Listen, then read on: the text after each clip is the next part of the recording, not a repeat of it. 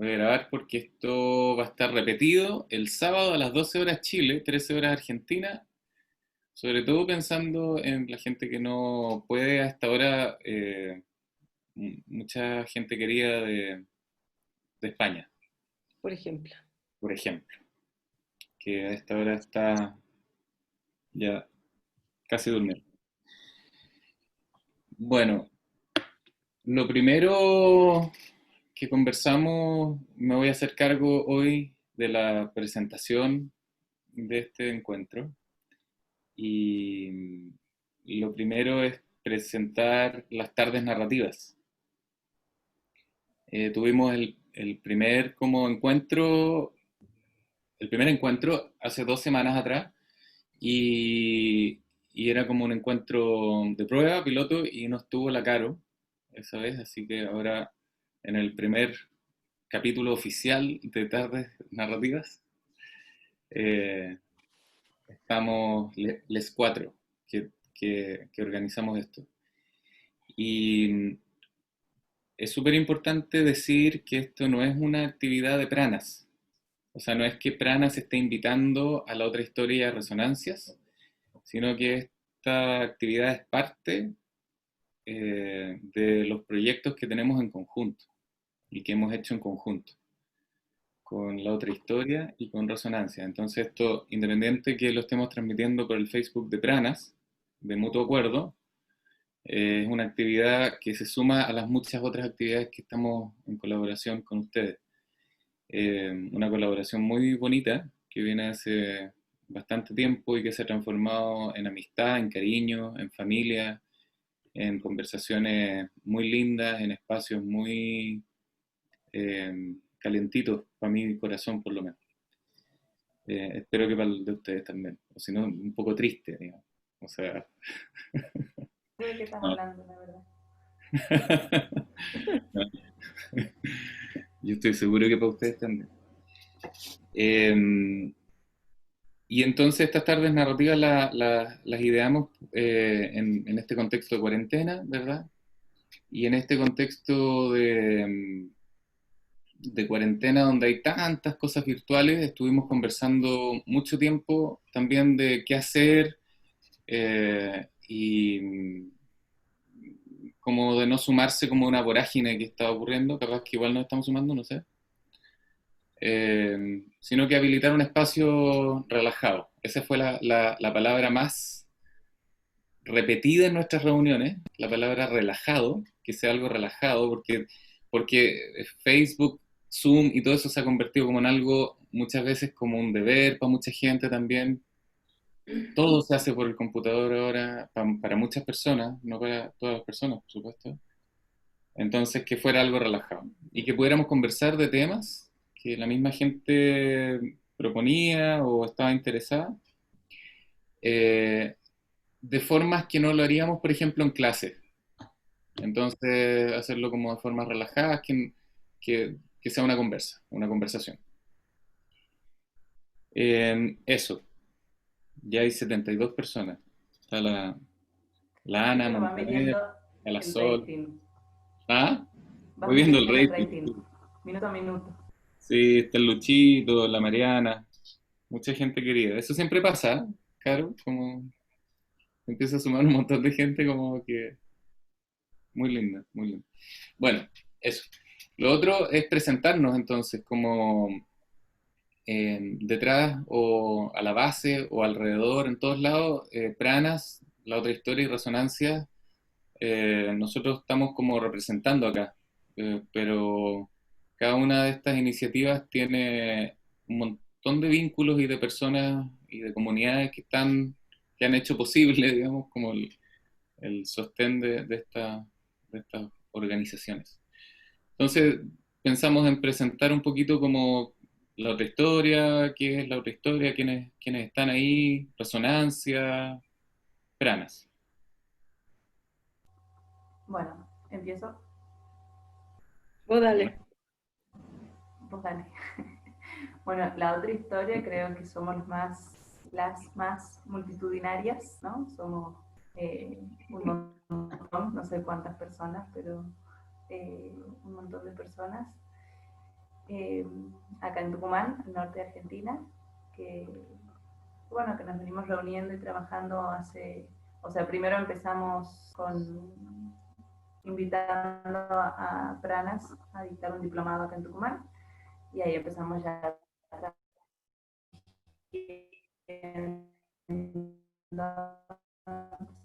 vamos como a historia. Ah, te estás cortando. ¿No me escuchó? La última frase por lo menos yo no. Y que nos bautizamos la otra historia.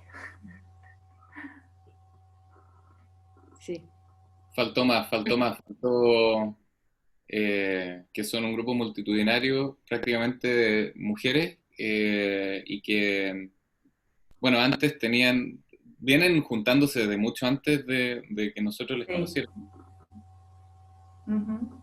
Sí, tenemos como una historia anterior, y bueno, y después nos fuimos como transformando, sería de alguna manera, y sumando cada vez más gente y la comunidad como creciendo cada vez más. Y en este último tiempo como, bueno, muy relacionado a todo lo que hace la narrativa, los diplomados, a generar espacios locales también acá, a generar grupos de estudio, espacios de supervisión. Bueno, ahora está un poco quieto por el tema de la pandemia, pero en general somos bastante movilizas de hacer muchas cosas. Y sí, somos un montón. ¿Son solo mujeres? Somos casi todas mujeres y tenemos un integrante varón. Sí. Uno. ¿Y se identifican como mujeres y el otro integrante se identifica como varón? O, Creo que sí, sí. eh, oye, te escuchas bajito, Marielita, dicen algunas personas. Y Vicu dice que buen nombre de otra historia. Hablo más fuerte. Qué buen nombre la otra historia, que surgió espontáneamente, Ítalo no tuvo nada que ver. No, yo no tuve nada que ver, de En verdad. una cena, La Vicu, pero yo estaba ahí, fui testigo, y la Caro también, fuimos testigos. Tú estabas ahí, Caro, sí, pues. Sí. Sí, sí, estuvimos, ha sido en una cena del cierre del diplomado y ahí como que, claro, de, porque ya estábamos como tomando forma y no teníamos nombre, entonces fue como hoy nos bautizamos como sea. Y así fue hasta que quedó la otra historia. sí, sí. Sí. Salió el Yo, nombre. sí, yo me emocioné cuando escuché, bueno, la Vicu ahí dice es buen nombre. Eh, Me acuerdo que la Vicu estaba al lado mío. Yo fui de Bueno, la idea, dice la Vicu. Es tu idea, Vicu. Es yo tu es que no nombre. es igual decirlo, entonces, yo lo tengo clarísimo. Todos los créditos para la Vicu. Sí, Resonancia. Ansias. Bueno, estaba pensando en que, claro, en este mismo momento coordino yo Resonancias, pero es un proyecto que surgió de muchas colaboraciones. La primera fue con Carmen, de España, después con César, un colega y amigo muy querido, y de hecho es el fruto de muchas colaboraciones, las colaboraciones con ustedes, Italo de Caro, con vos, Marielita, y la otra historia, con colaboraciones más como puntuales en torno a actividades que armamos en Uruguay, una vez con Angie en Barcelona, con la Julia en Córdoba, acá en Argentina también, y bueno, mucho en Buenos Aires. Y como interesante reconocer esa multiplicidad en la que también están presentes todas las personas que han hecho posible también para mí la práctica. O sea, lo que yo puedo hablar o enseñar es como, no es el resultado de ningún mérito individual, digamos, ¿no? Es como una colaboración colectiva y permanente en la que no está solo lo de aprender teoría, sino también tener personas con quienes conversar narrativamente. Y muchas personas, más que todo en el centro en el que yo trabajo, Entre Puentes, acá en Buenos Aires, personas con que he podido practicar la narrativa, y y que han dado como mucho espacio a la confianza también. Y bueno, de hecho, Resonancia es como el nombre de este proyecto que también para mí representa una práctica que llegó a ser muy importante durante los años, que es la práctica de las resonancias, ¿no? Esta idea de vincular nuestras vidas en torno a temas compartidos. Que, que al ver los efectos que tiene esta práctica, los efectos de anti-aislamiento y de anti-silenciamiento de las personas y de la posibilidad de las personas quizás por primera vez de sentirse vinculada con la vida de otras personas, muchas veces con personas que ni conocen, pero que conocen a través de audios o cartas o ceremonias de definición en vivo. Después quizás podré hablar más de eso. El nombre de Resonancias recibe como mucha importancia. Entonces es el reconocimiento para mí de que también cuando trabajo con una persona estoy trabajando con un colectivo. Y también el trabajo individual es un trabajo colectivo. Entonces es justamente parte de la subversión de estos dispositivos históricamente muy individuales. Y ahí también como el mate es un símbolo que para mí representa mucho eso, porque me conecta con muchas conversaciones con personas en el barrio, en Las Tunas y en Delfino, los barrios en que trabajo, donde el mate es también muy importante, es un compartir que significa mucho para mí. Así que un poco eso de Resonancias. Bonito. La Marielita se fue, pero va a volver. Se le cayó o algo pasó, pero va a volver. Tenemos en cuenta eso. Y yo estoy Ah, ya. pendiente también, y tú, Caro, vi que estaba. Sí, Caro, ¿tú te tinca? sí. Em, bueno, nosotros, siento un poco repetido decir esto, pero supongo que hay gente que no ha escuchado. Em, Armamos Prana hace, ¿cuántos años? ¿10? 11. ¿11?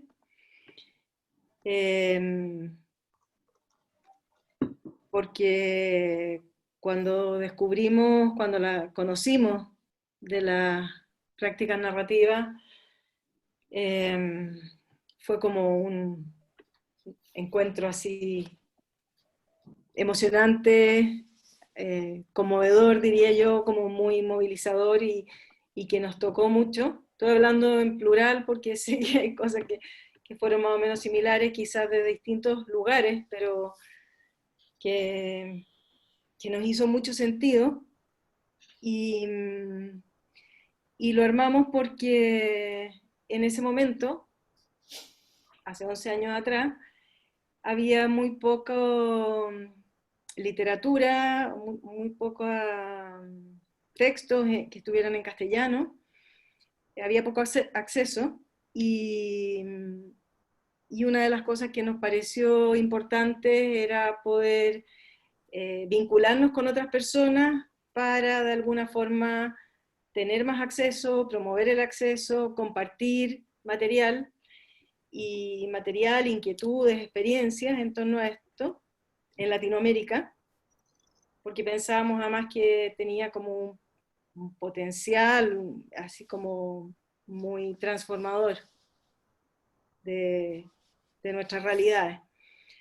Y pensamos en eso, entonces como en vincularnos, en poder traducir estas ideas, a traducirlas literalmente al castellano y traducirlas en el sentido de poder también apropiárnoslas y pasarlas por nosotros, por nuestro contexto, por nuestras realidades, por nuestras experiencias, por los saberes locales y que tengan un sentido real y vivo acá, en cada contexto, que también son diferentes en Latinoamérica, y poder difundir.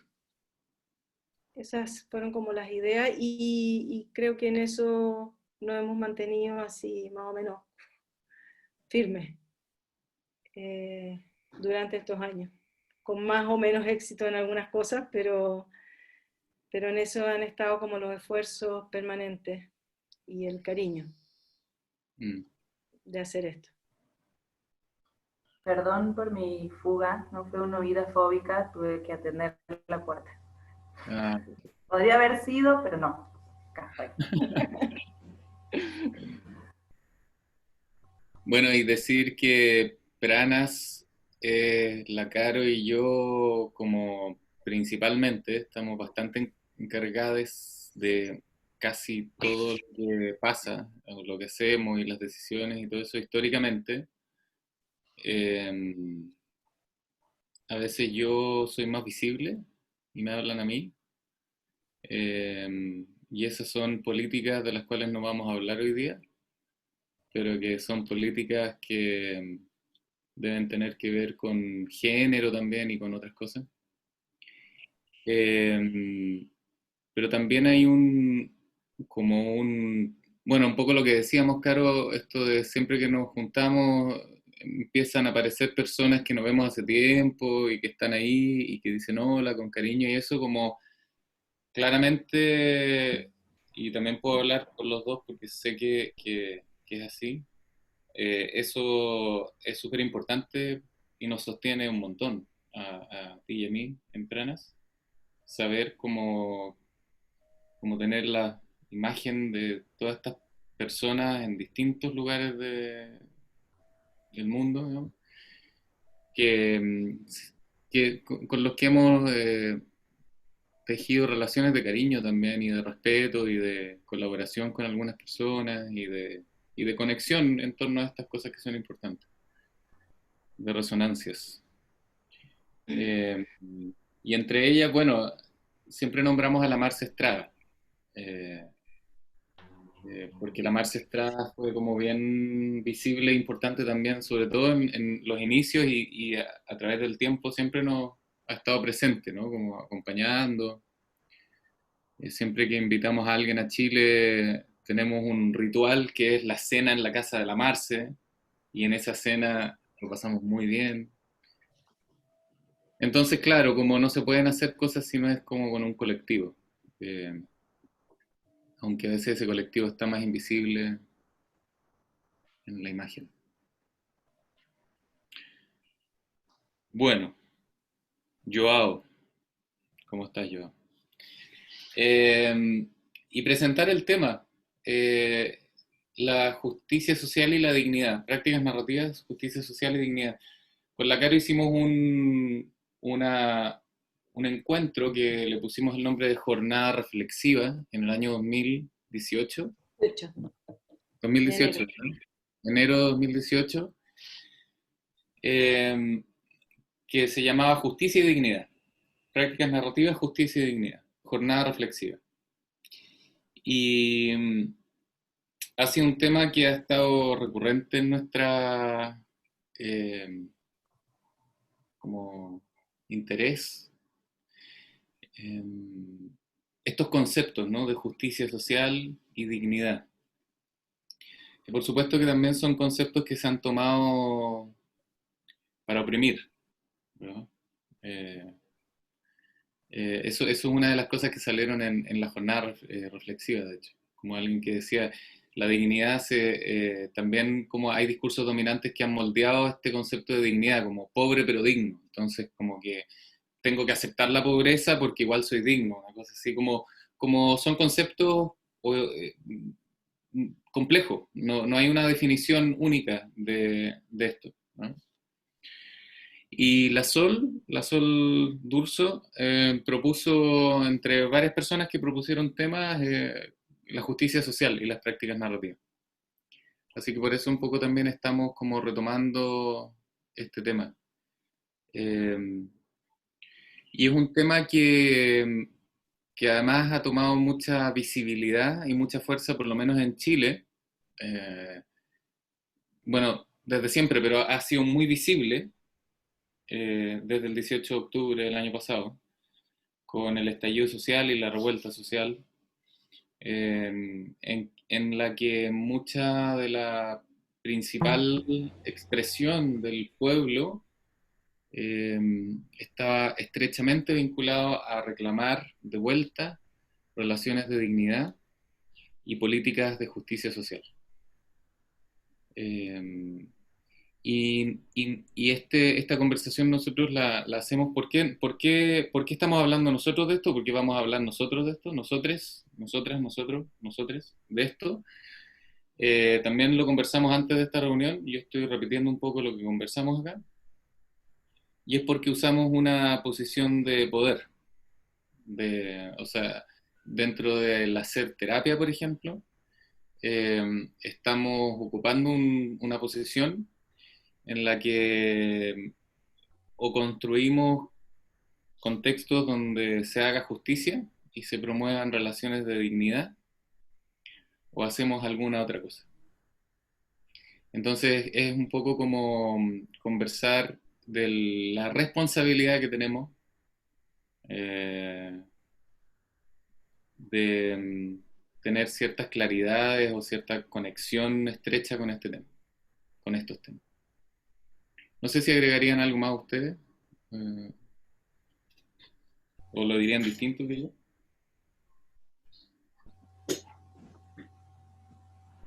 Y se va. Me voy. Se va el moderador.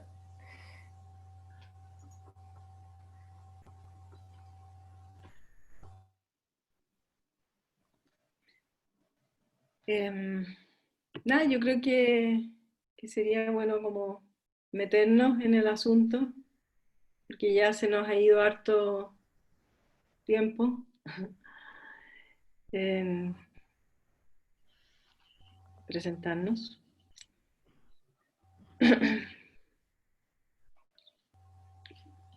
Y ¿Quieres empezar, Karen? estaba pensando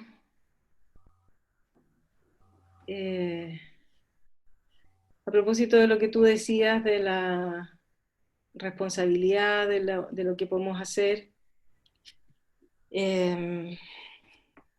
No tengo muy ordenado en realidad, pero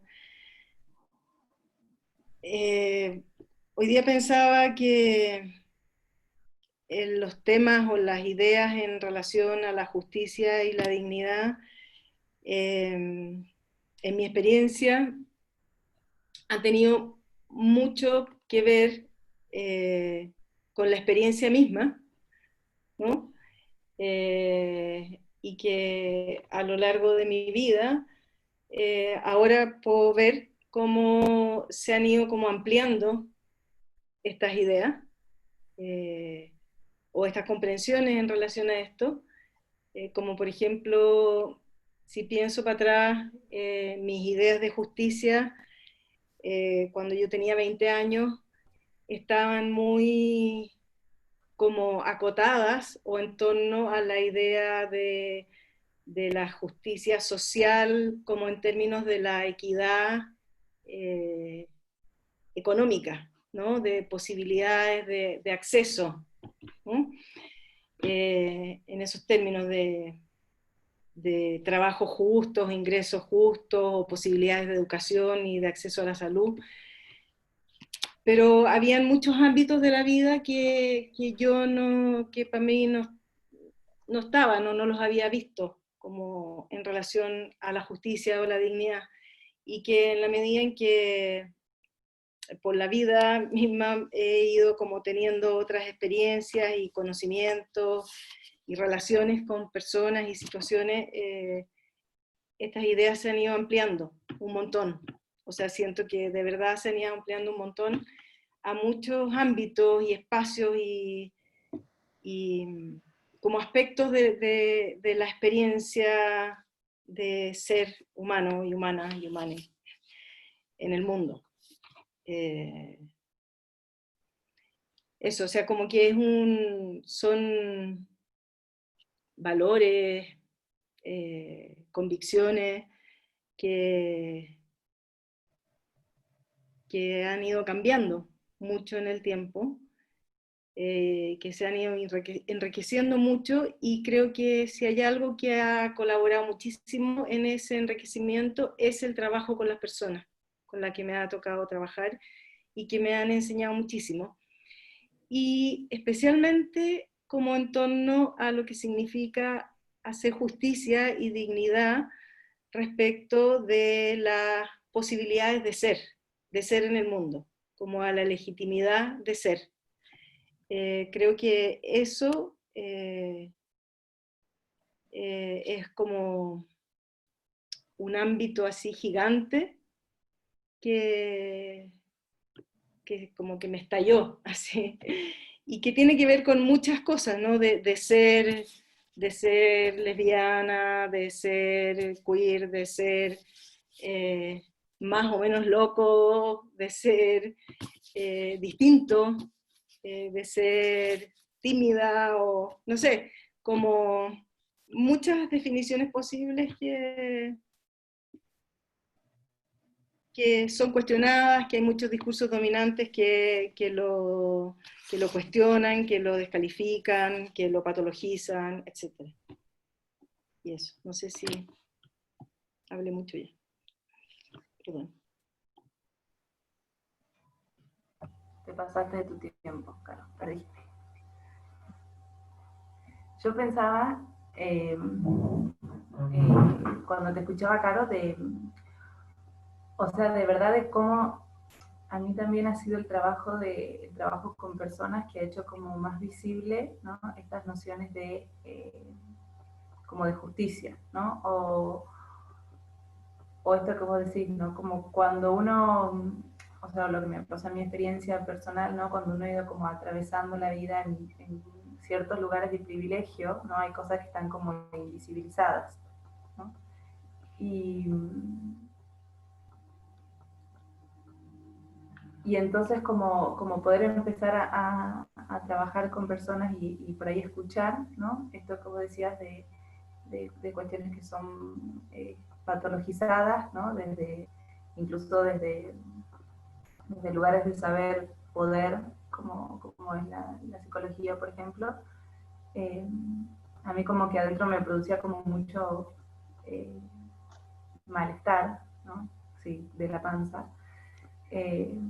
Y eran lugares en los que sentía que no me sentía cómoda, ¿no? Al nombrar ciertas conductas o respuestas como síntoma o como algo, y claramente no tenía el nombre de esto en mi mente en este momento, pero hoy puedo decir que sí sentía como que de alguna manera esa manera de trabajar o esa manera que uno había sido formada, atentaba contra la dignidad de las personas, ¿no?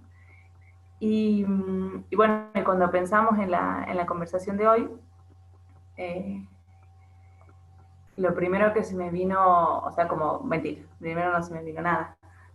Sí, como que no tenía cómo conectar las cosas, ¿no? Pero después me acordé de que hay una frase de Michael White, y yo también voy a leer una cita, una frase de Michael White que para mí había sido así como muy importante en el momento que la encontré, ¿no? Y que me hacía mucho sentido en relación a esto, ¿no? Y la voy a leer ahora. Y que dice, ¿es nuestro papel ser cómplices involuntarios del poder moderno? ¿O es nuestro papel respaldar la diversidad en la vida cotidiana? ¿Es nuestro papel estimular modos de concebir la vida basados en historias de vida unilaterales? ¿O poner de manifiesto la complejidad de las historias alternas de la vida? ¿Es el consultorio el contexto para confirmar lo conocido y familiar? ¿O es un contexto para llegar a lo que podríamos conocer? ¿Es un contexto para domesticar lo exótico o para exotizar lo doméstico? ¿No? Sobre todo como, bueno, toda la cita, ¿no? Pero esa parte, ¿no? Y es algo como que trato de tenerlo presente de cuando con mis preguntas o mis intervenciones estoy tratando de domesticar lo exótico, ¿no? O si estoy pudiendo como honrar esa respuesta, esa unicidad, eso, digamos, como particular de la persona, y bueno, nada, eso.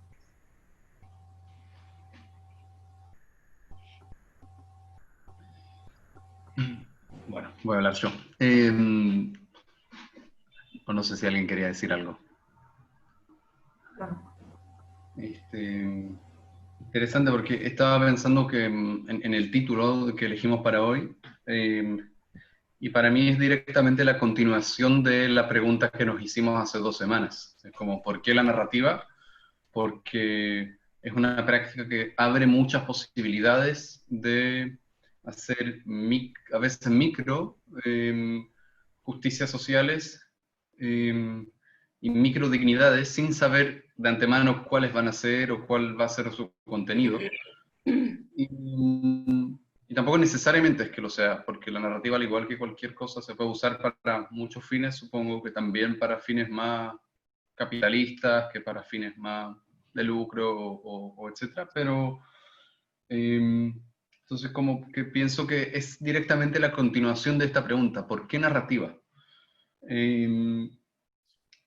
Narrativa porque es un tipo de interés particular en la vida de las personas que siento que tiene mucho que ver con el interés en lo que las personas tienen para decir sobre sus propias vidas, ¿no? Sobre cómo nombran en términos propios su experiencia y qué territorios de sus propias vidas les resultan más preferidos. Ese interés en lo que las personas tienen para decir sobre sus propias vidas, bueno, yo siento que lo aprendí en muchos lugares, pero particularmente siento que lo aprendí mucho de vos, Caro, y no de algo teórico, sino de ver tu trabajo, digamos, con las personas, porque de repente ver un tipo muy particular de curiosidad, que es la experiencia de otras personas en el mundo, ¿no? Eso yo me acuerdo que desde el principio que me acerqué a ustedes me llamó mucho la atención. Después estaba pensando que, bueno, puntualmente yo creo que no puedo hablar de justicia sin también reconocer los lugares en los que estoy participando activamente, de alguna que otra forma, en la reproducción de injusticias. Y eso no es solo en el ámbito terapéutico, digamos, o de la patologización y cosificación de la vida de la gente, sino en el mundo, ¿no? Uno de estos lugares es como hombre, por ejemplo, otro de estos lugares es como hombre que creció y nació en Israel y que tiene también que reconocer su participación histórica de un colectivo que ha oprimido y ha hecho, digamos, horrores con el pueblo palestino, por ejemplo. Es algo que está sucediendo. Entonces es como súper importante reconocer los lugares en el mundo en los que participamos en la reproducción de estructuras que generan los problemas, de alguna que otra manera, de las personas también, ¿no? Porque eso para mí es como algo que me pareció, también al leerlo a Michael, está súper visible eso. Y por último, cuando pienso en por qué unir estas tres cosas, narrativa, justicia social y dignidad, pienso en la importancia que tiene el sacar lo que hacemos del ámbito de la salud. Para mí eso tiene mucho que ver, porque es como rehusarnos a participar de prácticas que tienen que ver con la salud, con esta metáfora muerta, ¿no? Con esa metáfora que tantas veces se utilizó, que ya está muerta, que es una metáfora que invita a la búsqueda, por ejemplo, de la verdad de las personas, invita a hablar en términos expertos sobre la vida de las personas, etc., para justamente ubicar lo que hacemos en otro marco de comprensión, de inteligibilidad, que tiene que ver con eso, ¿no? Con la justicia, con la búsqueda de lugares preferidos de las personas para vivir, de la agencia, ¿no? De la posibilidad de las personas de mover sus propias vidas hacia lugares preferidos. En torno a eso, bueno, hay tanto que decir sobre narrativa y sus vínculos posibles con esto, pero así como para terminar una primera reflexión, yo creo que uno de los lugares, también lo hablamos la otra vez, que donde más se ha hecho visible para mí es en la importancia que tiene la narrativa, las respuestas de las personas a su experiencia, ¿no? El entendimiento de que las personas siempre respondemos activamente a la vida, cuidando lo que queremos y lo que valoramos utilizando saberes y habilidades propias. Que esa importancia que tienen las respuestas para nosotros y nosotras, para mí, está muy lejos del entrenamiento que estoy recibiendo, por ejemplo, como estudiante de psicología. Entrenamiento en escuchar el sufrimiento, por ejemplo, ¿no? Y otras como categorías bien abstractas a veces. Entonces acá el interés es como distinto, ¿no? Es en cómo las personas responden a eso lo que les resulta problemático. Que no necesariamente sufrimiento es un término muy universal por momentos, sino que no sabemos a qué puede ser y cómo las personas lo van a nombrar. Y no nos va a dar lo mismo cómo lo nombren, sino van a nombrar como sufrimiento o como injusticia o como el pozo, porque siento que estoy en un pozo oscuro, ¿no? La importancia que tiene eso, el saber local de las personas para estas prácticas, es algo que a mí se me vincula muchísimo con lo que podría entender como dignidad, por ejemplo. Dignidad en términos, la otra vez, gracias a las preguntas de una amiga, Shamila, pude como pensar un poco más de eso, dignidad en términos de autoría, dignidad en términos del derecho a nombrar, ¿no? Un poco eso. Y en relación a eso también voy a leer una cita que me gusta mucho. Margarita, me anticipaste. Que para mí resume súper bien esta idea. Bueno, es una cita de este libro, de prácticas, no sé si se llega a ver, de voces, no sé si ustedes después quieren decir algo sobre eso, porque para mí es como justamente algo que han estado haciendo ustedes, Ítalo y Caro. De una entrevista que vos, Ítalo, le hiciste a Maika Ray y Jonah Russell de Australia, y dice acá algo que me pareció muy interesante, muy claro, ¿no? En las prácticas narrativas tenemos un gran interés en las respuestas con las que las personas hacen frente a esas operaciones del poder. Y eso se transforma en el interés central del trabajo terapéutico. No solo en cómo las personas han sido sujetas a las operaciones del poder, sino que también cómo han ido activamente respondiendo a lo que han sido subyugadas. Oportunidades de resistencia y de protesta, por lo que esto es la base de la aproximación narrativa, el encontrar esos puntos de entrada a estas otras historias de ser capaz de resistir a las operaciones del poder. Eso para mí resume muy bien cómo quizás podemos aliarnos con las luchas de las personas en este mundo y no sofocarlas, de hecho, ¿no?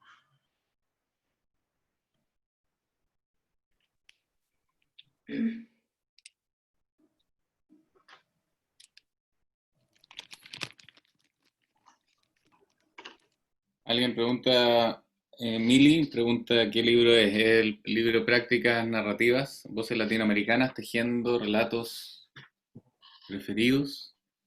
El volumen 2, creo, ¿no? Ese es el volumen 2. Amarillo. El volumen, claro, el volumen amarillo. El verde y el amarillo.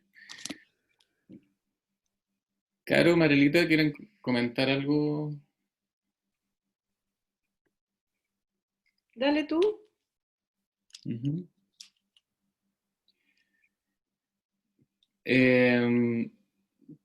Para mí está la idea muy clara de que las prácticas narrativas son algo, y esto lo escuché no directamente de Michael White, pero gente cercana me hablaba de que Michael decía, las prácticas narrativas son una base. Traducido bien literalmente del inglés al castellano, la frase es como, es lo mínimamente decente que podemos hacer. No son, y la palabra decente tiene otras connotaciones probablemente acá en Chile, no sé, en Argentina o en otros lugares, pero es lo mínimamente ético, respetuoso quizás podría ser un concepto que podemos hacer, es como la vara mínima. Entonces, para mí esa idea ha sido muy, muy importante porque cuando uno vive en un mundo donde hay tanta opresión, tanta injusticia, tanta inequidad, tanto abuso, tanta eh, eh, como, sí, abuso, presión por hacer cosas, etcétera, por ser de formas particulares, para ser valiosos, o valiosas, o valioses. Eh, aparecen estos conceptos o estas prácticas narrativas o estos conceptos de dignidad y justicia social como grandes luchas, como cuestiones asociadas a los conceptos y a las prácticas de la historia de las revoluciones, como unos movimientos sociales enormes, como una cuestión grande, como si el pueblo, como si la gente, como si las personas estuviesen pidiendo algo muy grande. Y por una parte sí es muy grande, y por otra parte es lo mínimo, es la base, es el piso base. Y para mí eso es súper importante entenderlo, que es como el concepto de dignidad es un concepto que por definición es eh, ser tratado como un cuerpo con valor, como un cuerpo, una identidad, si uno quisiera, con todo lo problemático que es ese concepto y eso. Pero es como, tengo valor por existir y tengo derecho a ser tratada con valor, como que soy valioso. Y la justicia social, que también aparece como un concepto gigante, lo único que está expresando, sí, o su expresión es importante o necesaria porque está en respuesta a una inequidad, eh, no sé qué nombre ponerle, pero muy terrible. ¿Sí? Una Grosera. Grosera, brutal, muy terrible. Entonces, cuando salimos a la calle a luchar por justicia social y por dignidad, hay mucha represión. Aquí en Chile eh, se sacaron ojos, se hirió a mucha gente, hay todavía gente presa, etcétera, etcétera. Entonces, ¿por qué? Por pedir lo mínimo, porque la gente, el pueblo no está o no estamos pidiendo algo muy grande. Entonces, lo que coincide para mí de las prácticas narrativas y la justicia social y la dignidad es que son prácticas que están en la base mínima de lo que debiéramos hacer cuando estamos en posiciones de poder.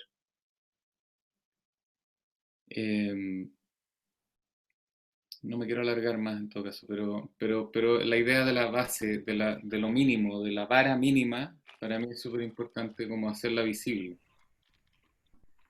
Y en relación a, y tal vez lo que vos decís, ¿no? Cuando estamos en situación de poder, ¿no? Como, o sea, como pasa claramente dentro del consultorio en que trabajamos, es como que a mí esta mirada, o sea, digamos, como pararme desde ahí, me lleva como un lugar de responsabilidad muy grande, ¿no? O sea, como en esto que decía Nietzsche, ¿no? De cuántas veces somos cómplices también, ¿no? Y reproducimos poderes y discursos dominantes, eh, claramente no solamente dentro del consultorio, por supuesto, ¿no? Pero a mí en relación a la narrativa esto me hace mucho sentido porque lo hace muy visible, ¿no? O sea, que yo entro al consultorio y no dejo como una parte de mí afuera, ¿no? Sino que entro yo con toda mi experiencia de ser en el mundo y mi responsabilidad, ¿no?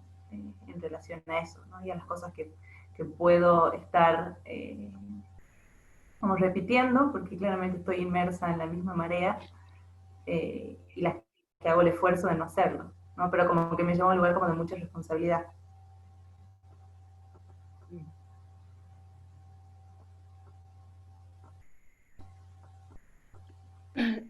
Sí, yo en relación a eso como pensaba en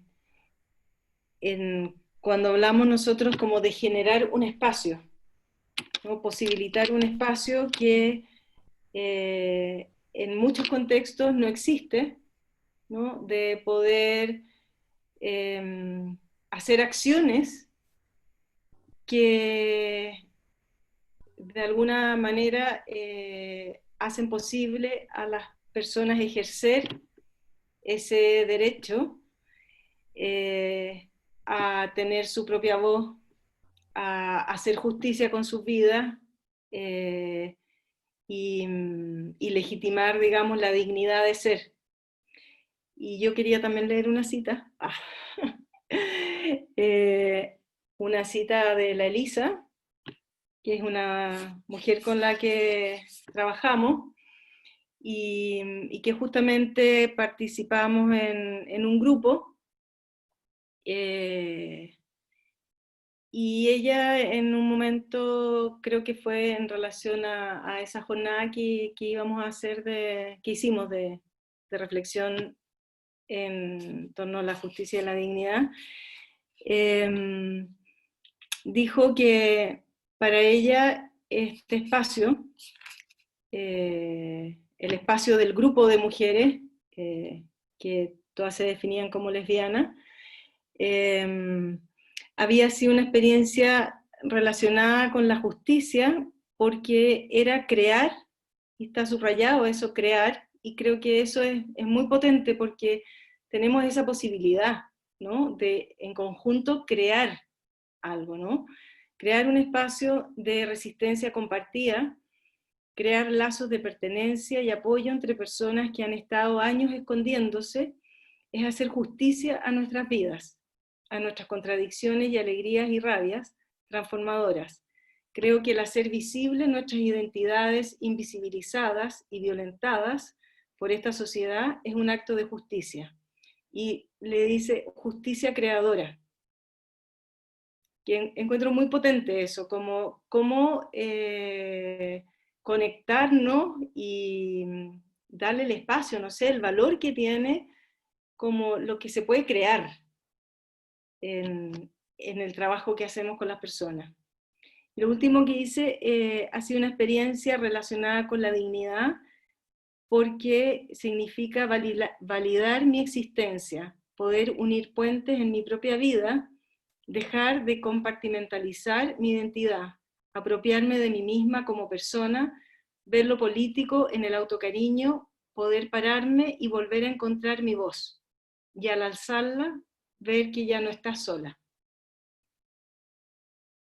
Eso lo traigo porque más de una persona me ha dicho, ella me ha hecho ver, no era algo que yo tenía conciencia, como de lo que se crea, como ese poder creador que podemos tener juntos en el trabajo.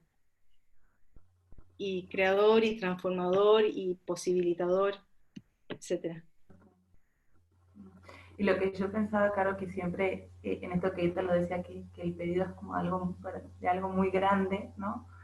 Y que muchas veces, o sea, como que uno tiene la idea de que de alguna manera hacer justicia es como una cosa como gigante, ¿no? O sea, como, no sé, para que se haga justicia en algo tiene que ser como, no sé, como inalcanzable, si se me ocurre. Claro. Y cómo uno puede, como en las conversaciones, ¿no? En el trabajo terapéutico o en los espacios que uno habita, hacer como actos de justicia. O sea, y que la justicia se define en los términos propios de cada persona, ¿no? No es que yo defina lo que es la justicia, ¿no? Sino en relación a esto, y que eso, o sea, como que algo muy pequeño puede ser muy justiciero, sería, ¿no? O que puede parecer pequeño, pero como decías, como la que abre, y no es una cosa así como gigante de que se haga justicia. Eso, no hay las posibilidades que abre la justicia creadora.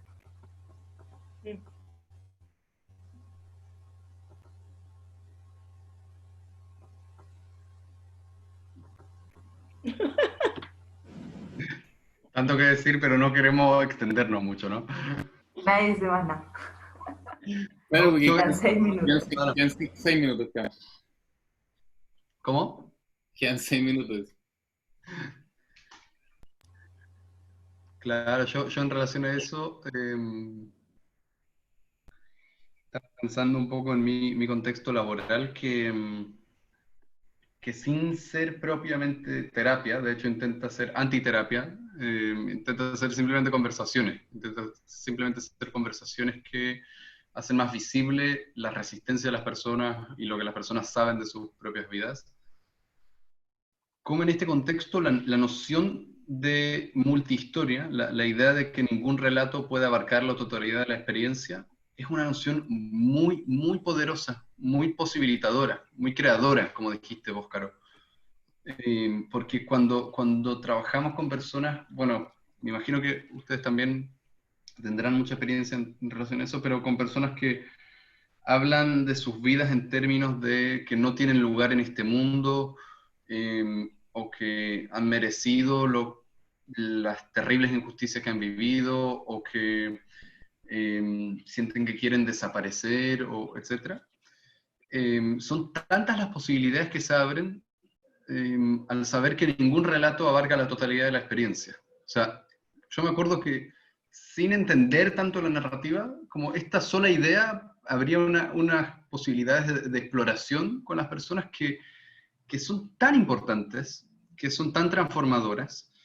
Eso permite también como honrar de tantas formas posibles lo que las personas hacen, bueno, por lo menos en mi trabajo, que muchas veces es con adolescentes y con mujeres que sobrevivieron abusos sexuales eh, y abusos de otros tipos también.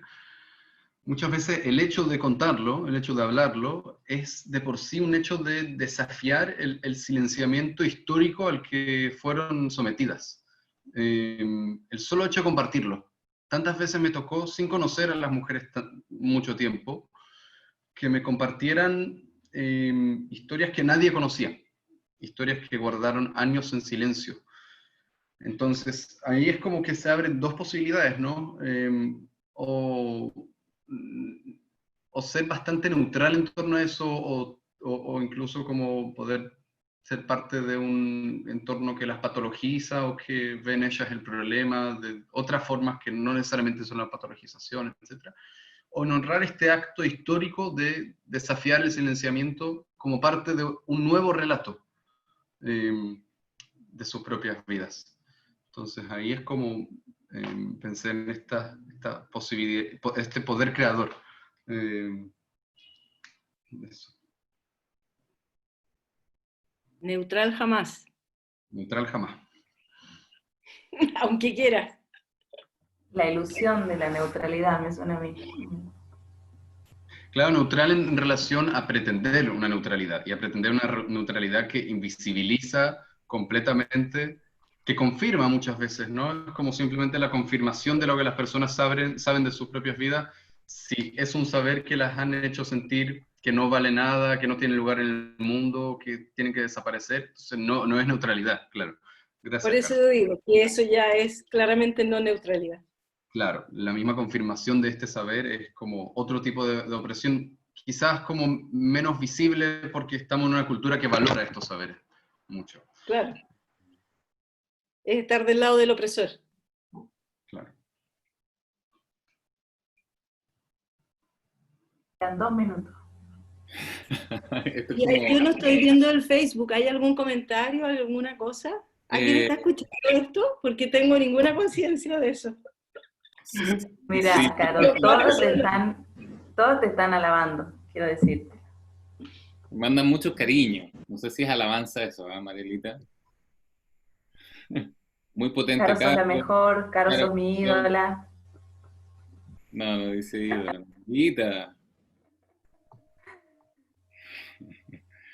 Muy potente. Es verdad Gracias, Caro, poderosa, tan cálida.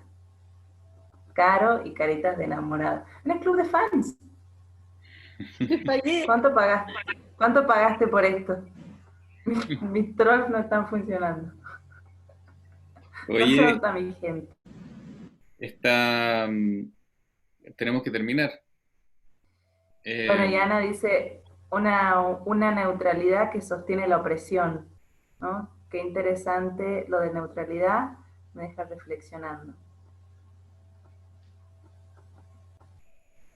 Mm, sí, claro, dan ganas de quedarse más rato, pero queremos ser consistentes con el horario que nos ponemos, porque vamos a estar cada 15 días conversando y de pronto podríamos, si es que ustedes Y están de esto, acuerdo y la gente está de acuerdo, como un poco continuar con este tema.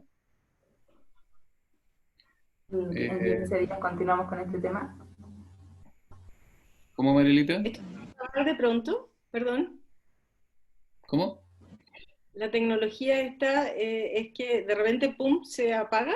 ¿O No, no, no, no? no, acá ¿Ya no. no? Acá Ah, no, no, acá. en mi Instagram pasa eso. Porque Sí. Pero vos decís, ¿y tal lo que sigamos con este tema de justicia social y dignidad en 2 semanas? O sea, el próximo encuentro. Es una propuesta. A ver qué dice la veamos gente. cómo están los comentarios después ahí, pues. Hacemos un conteo. Pongan al tiro los comentarios, yo diría. De inmediato, al tiro. Sí, Eh, dice. luego, luego. Adri, Ah, ¿cómo está, querida? ya nomás. Sí, dicen que ¿Y, sí, sí. y podés decir cuándo se repite esto? Se El repite el sábado. sábado por YouTube de Pranas a las 12 del día, hora chilena, 13 horas, hora argentina. Busquen en Google su diferencia de horario local. Ay, Eh, gracias. Perdón, esta es una pregunta cero millennial. Cuando se reproduce en YouTube, ¿después queda guardado en YouTube? Esa es una decisión que vamos a ir tomando cada sábado. Perdón. Ok. Depende cómo nos portemos.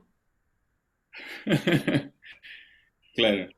Sí, es interesante seguir con este tema y así relajado. Ojalá que lo hayan pasado bien toda la gente, Juan Pablo, Yuri, Guillermo, Marcelo, Gabriela, Paulina, toda la gente que estuvo, que se quedó ahí escuchando, compartiendo, porque sentimos la presencia. O sea, es muy distinto estar conversando entre los cuatro en otros contextos que estar conversando en este contexto de los en vivo, porque sabemos que nos están escuchando y hay una responsabilidad también que queremos como honrar de alguna forma. Es más. Bueno, eso. Muchas gracias, queridos, a toda la Bueno, gente. entonces continuamos. Sí, es un. Unánime. Mira, dice, está bien chido escuchar las prácticas narrativas en otros países que no es México. Siento que la familia cada día crece y crece, me hace sentir acompañada a escucharles. Esa es Vina Yel o Vina Gel. Bueno, perdón por la pronunciación. Y Silvana dice, sí, más, más. Entonces seguimos con justicia social y dignidad. Súper. Yo quiero decir algo, un toque muy personal, pero a propósito también de hacer justicia y eso. Quería traer a mi mamá, que está enferma y que tiene mucho que ver con ella que yo esté aquí hoy día. Y he llegado a esto y que todo esto tenga mucho sentido. Perdón. Pero pensé mucho hoy día, así como si iba a poder estar, si no iba a estar. Y tenía muchas ganas de estar por eso. Y creo que estuvo bien. Eso. Gracias, Carol. Ha estado muy presente la Yaya todo este rato también conmigo. Sí.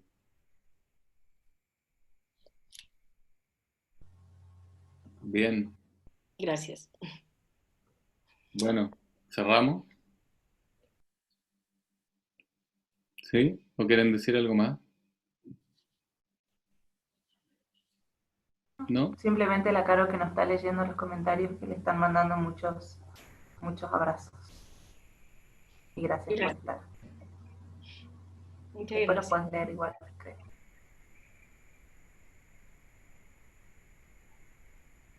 Sí, la única lata de terminar esto es que la gente ya no puede poner comentarios cuando uno termina, entonces uno está leyendo los comentarios Nos queremos quedar solo por eso. Sigan escribiendo cosas lindas porque De Copuchento.